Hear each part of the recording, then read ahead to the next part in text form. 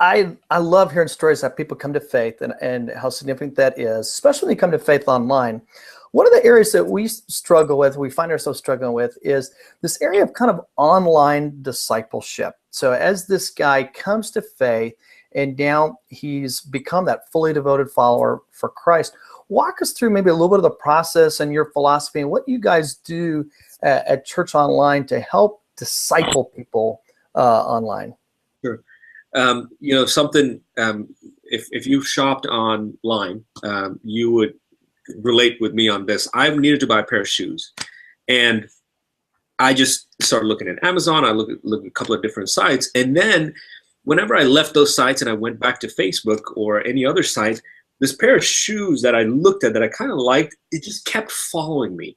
Every site that I went, it just kept following me. On Facebook, I was like, there's that shoe again. I mean, and the thing is, because I'm in this world, I know what's going on. I know that it's marketing, and I know they're targeting me and all that. But it made me think.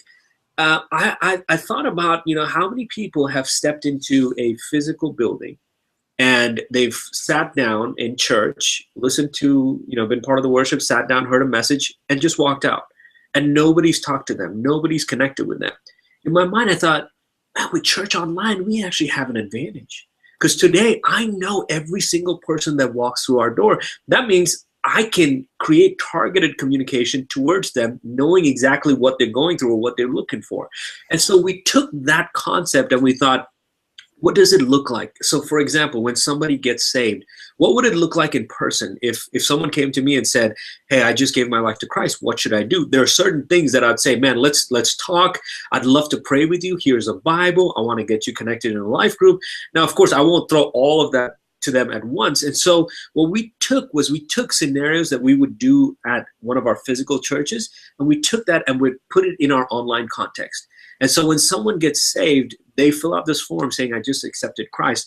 We then create targeted emails and emails specific to them with a personal connection. So it's not just, here's content that we're throwing at you, but it's a conversation saying, hey, you just got saved.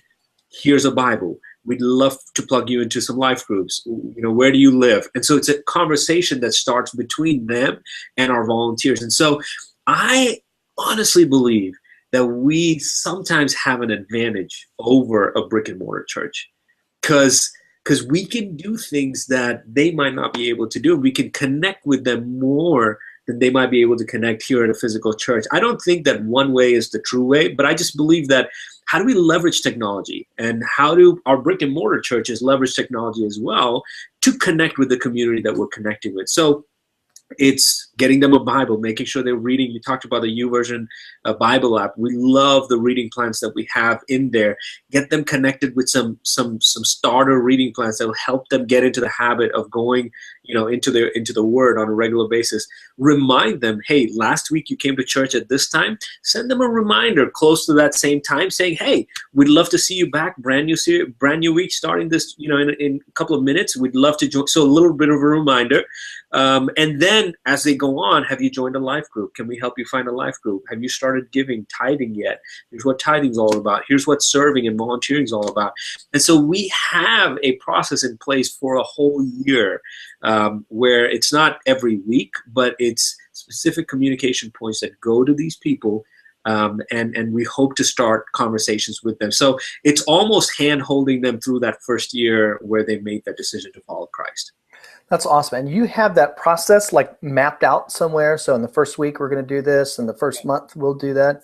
That's really cool. Yeah, we call them workflows, and we just it's not the most spiritual term for it, but if you're in the marketing world, you know what we're talking about. We create workflows for when somebody gets saved, when somebody says that, yeah, I'm interested in volunteering, I don't know what it is, we've got a workflow for that. And so the beauty is, just like that shoe was following me, I mean, I know what's going on because I'm in this world, but otherwise it just seems like, man, that shoe's everywhere. It's really popular.